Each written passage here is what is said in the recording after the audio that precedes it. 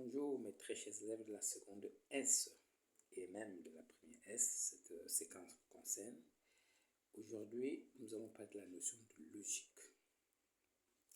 Pour bien comprendre la notion de logique, on va commencer par voir c'est quoi une proposition au sens mathématique. Eh bien, une proposition qu'on appelle encore une assertion est une phrase. Une phrase à laquelle on peut répondre par vrai ou faux sans difficulté, sans ambiguïté, sans tâtonner. On est sûr que soit c'est vrai, soit c'est faux. Un exemple, quand je dis 4 est un nombre pair, bien c'est vrai, 4 est bien un nombre pair. Donc, je peux répondre par vrai ou faux sans ambiguïté. Par contre, 9 est un nombre premier. Cette phrase-là, elle est fausse parce que 9 n'est pas un nombre premier. Une proposition est encore appelée une assertion. Nous l'avons déjà dit.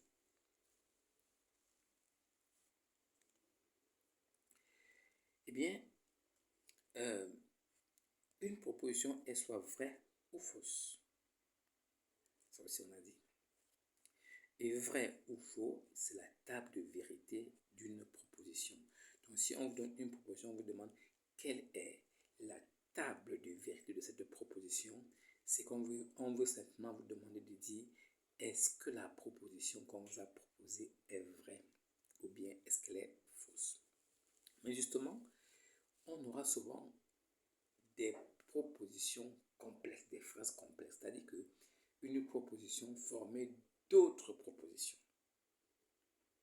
Et du coup, dans ce cas, il faut connaître quel est le mot de liaison qu'il y a entre ces deux propositions qu'on a. Et ça, on appelle ces mots-là des connecteurs logiques ou encore tout simplement des éléments de logique. Donc, comme connecteur logique, nous avons d'abord le connecteur et qu'on appelle la conjonction. Bien, voyons ce qui se passe. Soit P et Q, deux propositions. Donc, j'ai P qui est une phrase, j'ai aussi Q qui est une phrase. Donc, la conjonction, c'est la phrase qui prend P et Q. C'est la phrase formée par P et Q. Donc, cette conjonction-là est la proposition P et Q. On écrit P et Q ou encore P avec ce symbole et Q. Ce symbole se lit encore P et Q. Et justement, il faut connaître quelle est la table de vérité de la proposition P et Q. Elle est très simple. Sachez que la proposition P et Q est vraie seulement dans un cas quand les deux propositions sont vraies. Si la proposition P est vraie et Q aussi est vrai, dans ce cas, P et Q est vrai. Dans le cas, ça sera faux. Voyons ça à travers un exemple. Par exemple, je vous dis 2 est un nombre pair et 15 est un multiple de 2. Vous voyez bien deux phrases là. Première phrase, 2 est un nombre pair. Donc ça, c'est ma phrase que j'appelle P. C'est la proposition que j'appelle P. Elle est vraie parce que 2 est bien un nombre pair. Par contre, 15 est un multiple de 2. Pas du tout. 15 n'est pas un multiple de 2. Cette deuxième phrase est fausse. Maintenant que P est vrai et Q est faux, toute la phrase là, qui est la conjonction, donc P et Q est faux. P et Q c'est faux. Voyons un autre cas, c'est la disjonction. C'est tout simplement le connecteur qui lie deux phrases avec ou. Donc P et Q sont deux propositions. La disjonction P et Q est la proposition notée P ou Q. Ou encore avec le symbole, vous voyez le symbole contraire de et. Et sa table de vérité est très simple. Elle est seulement fausse dans un seul cas. Dans le cas où les deux propositions sont fausses. Dans le cas contraire, eh bien, la proposition P ou Q est toujours vraie. Prenons un exemple. 1 plus racine de 2 appartient à R. Ça, c'est vrai. Moins 2 appartient à N. C'est faux. Mais malgré tout, toute la proposition là est vraie. Parce que le connecteur, c'est ou. Donc, si P est vrai et Q est faux, ce n'est pas un problème. La proposition ou reste vraie. voyez une autre proposition elle est un tout petit peu difficile, la notion d'implication. La notion d'implication. Il faut bien comprendre la notion d'implication. On a toujours deux propositions P et Q.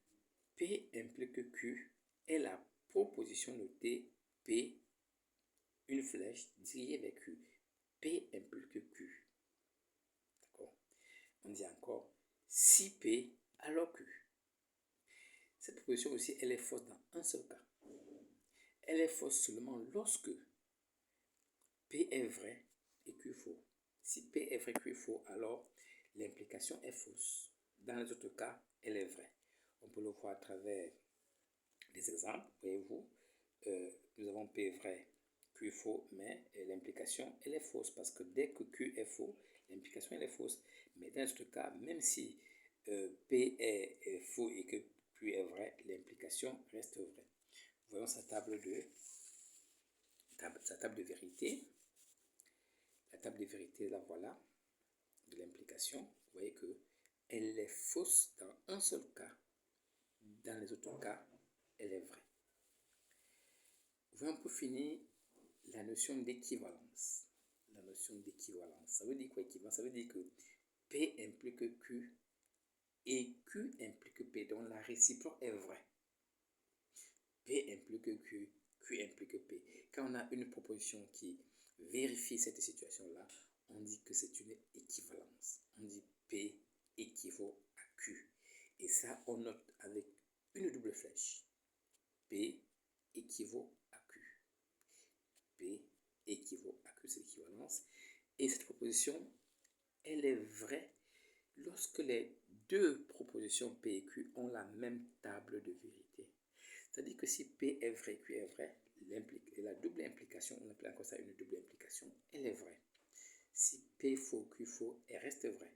Donc, dès que les deux ont la même table de vérité, eh bien, notre implication est vraie, comme vous le voyez là sur cette table de vérité, notre implication.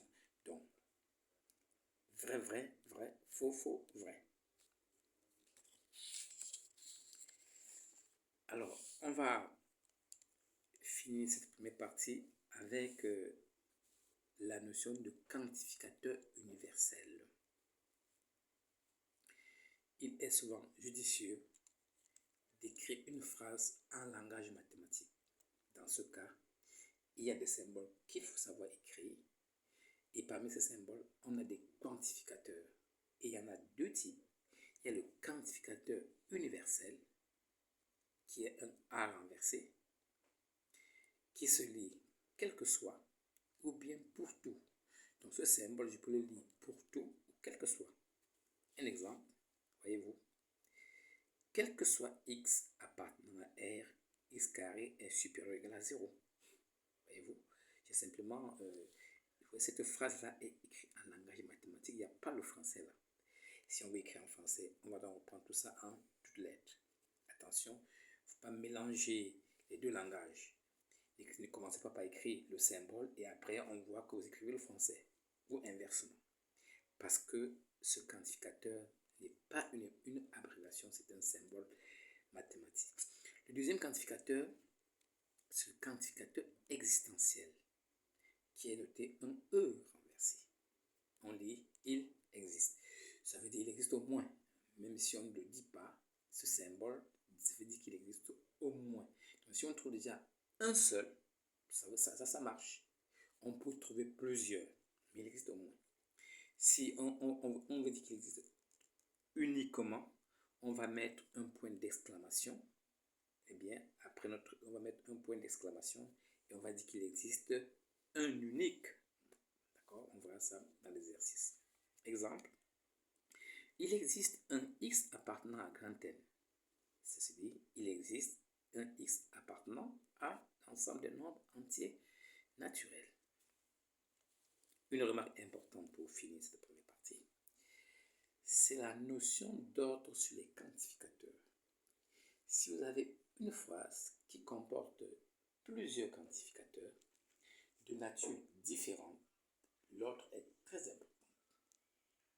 Si vous avez une phrase qui comporte plusieurs quantificateurs qui n'ont pas la même nature, l'ordre est important. Donc, par exemple, si je vous dis ceci,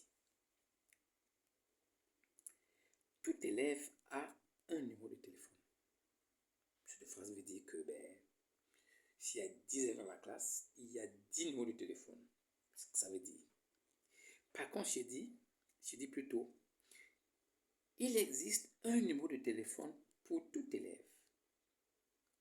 Il existe un numéro de téléphone. Ça veut dire que pour nos 10 élèves, il n'y a qu'un seul numéro. Jean utilise le même numéro. Nathalie va utiliser le même numéro. Pierre aura le même numéro. Voyez-vous que l'ordre est important. Donc, il existe un numéro de téléphone pour tout élève et différent de tout élève a un numéro de téléphone. Bien que l'ordre est important.